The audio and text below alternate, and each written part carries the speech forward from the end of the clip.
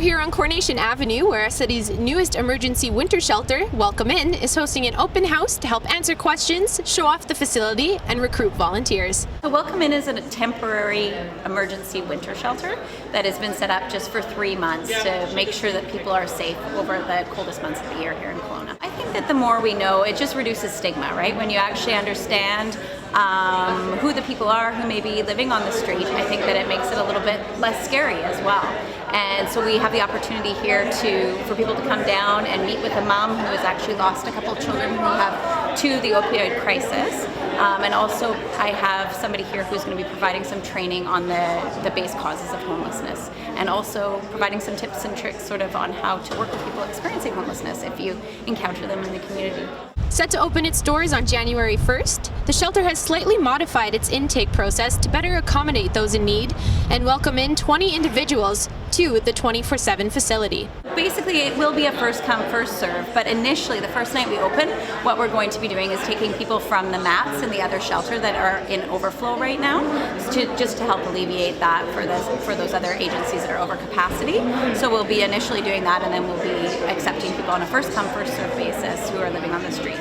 So it's a pretty humble offering. We have 8 bathrooms, and we have 6 showers, and we have beds, of course, and a kitchen facility. We've got a couple of areas where people can gather, so we have a TV area as well as a games area.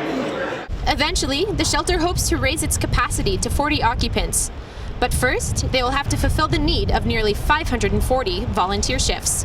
We are still in need of volunteers and maybe even another staff member or 2. And I think that if you've ever had any interest in sort of helping out people who are living on the street, it's a good opportunity because we're offering a lot of trainings and we definitely have a lot of need. So we really rely on the community to come together and do that. We have 3 different volunteer shifts and they're all sort of centered around meal times. So they would be helping with meal provision to our guests and clean up, and then also just really our volunteers are coming in to be an engaging ear for people who are here at the shelter.